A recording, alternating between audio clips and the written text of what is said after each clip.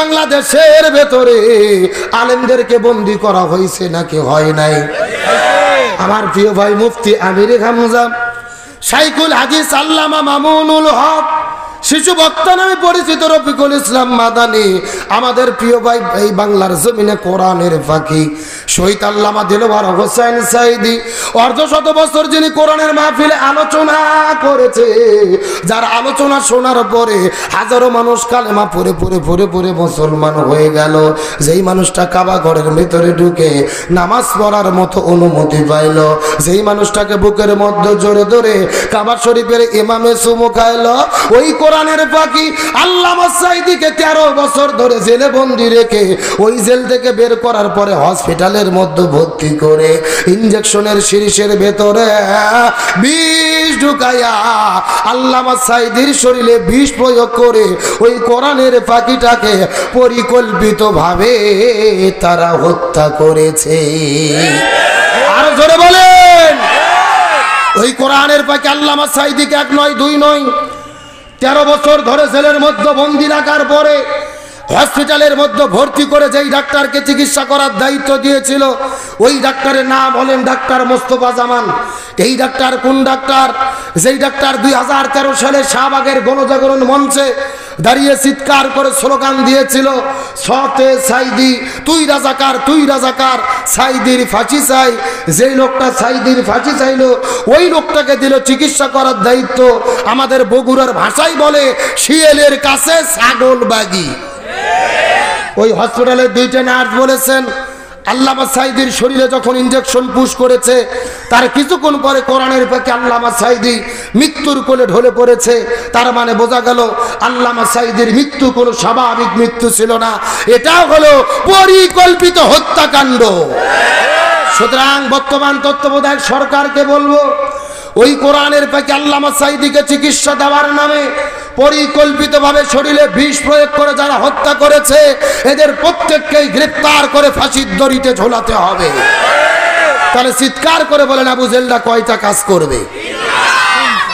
আমার প্রিয় বন্ধুগণ, মুসলমান ভাইরা গভীর মনোযোগ, আবু জাল্লা 3টা কাজ করবে। তার মধ্যে 1 নম্বর কাজ হলো, এই জমিনের মধ্যে কোরআনের হক কথা যারা বলবে তাদেরকে তারা জেলের মধ্যে বন্দী করবে। 2 নম্বর কাজ হলো, আলেমদেরকে জেলে বন্দী করার পরে তাদেরকে যদি দ্বীনের পথ থেকে ফিরানো না যায়, ইসলামের পথ থেকে ফিরানো না যায়, কোরআনের পথ থেকে ফিরানো না যায়, 2 নম্বর কাজ হলো লিয়াকতুলুকা, প্রয়োজনে তারা তাদেরকে হত্যা করে বিদায় করে দেবে। এই বাংলাদেশে গত 16 বছরের মধ্যে লক্ষ্য করে দেখেন, কত মানুষের গলার মধ্যে ফাঁসির দড়ি ঝুলাইছে, নিরপরাধ কত মানুষকে জমিন থেকে বিদায় করে দিয়েছে। আমাদের নকিব, আমাদের রাহাবার মৌলানা মতিউর রহমান নিজামী, আব্দুল কাদের মোল্লা, সালাউদ্দিন কাদের শাখা চৌধুরী, কত নিরপরাধ মানুষের গলার মধ্যে ফাঁসি ঝুলাইয়া এই জমিন থেকে তারা বিদায় করে দিয়েছে। এই মানুষগুলোর কোনো দোষ ছিল না, কোনো অপরাধ ছিল না, তাদের অপরাধ হলো একটা, এই জমিনের ভেতরে তারা কোরআনের রাষ্ট্র গঠনের স্বপ্ন দেখেছিল।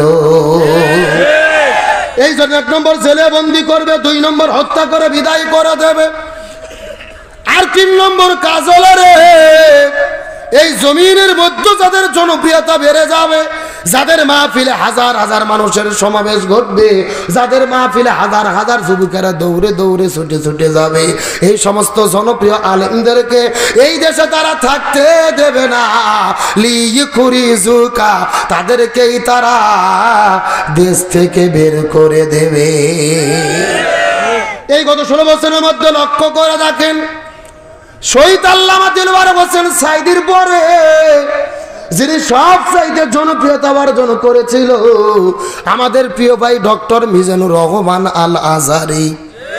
ওই আজারি ভাই জনপ্রিয়তা অর্জন করার কারণে এই দেশের মধ্যে তাকেও থাকতে জায়গা দিল না, তাকেও দেশ থেকে মালয়েশিয়া যাইতে বাধ্য করা হলো। এই জন্য আবু জেল্লা 3টা কাজ করবে। 1 নম্বর জেলে বন্দি করবে, 2 নম্বর হত্যা করবে, 3 নম্বর দেশ থেকে বের করে দেবে। এখন আমি আপনাদেরকে জিজ্ঞাসা করি, হে ঠাকুর গায়ের মুসলমান, চিৎকার করে বলেন তো, এই গত 16 বছরের ভেতরে এই 3টা কাজ আমার দেশের স্বৈরাচাররা করছে নাকি করে নাই? এ জোরে বলেন, করছে নাকি করে নাই? তার মানে বোঝা গেল 1450 বছর আগের আবু জেহেল আর বাংলাদেশের গত 16 বছরের আবু জেহেল, এই 2 আবু জেহেলের ভেতরে কোনো পার্থক্য।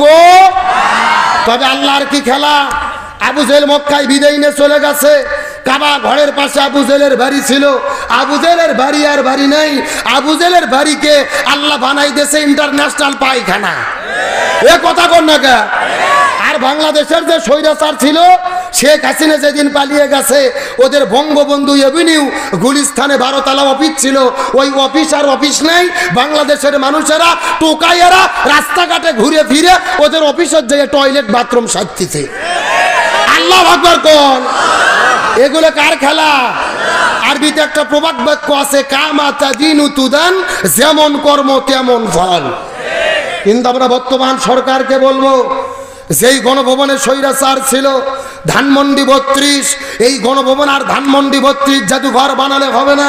ওই ধানমন্ডি 32 আর গণভবনকেও জাতীয় টয়লেট বানাতে হবে। তাহলে বাংলাদেশ যতদিন থাকবে ওদের ওখানে যায় কাম সারবে আর ওদের প্রতি ঘৃণা স্থাপন করবে। তার কারণ ওরা যেন বাংলাতে আর স্বৈরাচারী করতে না। ও আবার বলতেছে আমি বাংলাদেশের সীমান্তের কাছে আছি, যে কোনো সময় চট করে ঢুকে পড়তে পারি।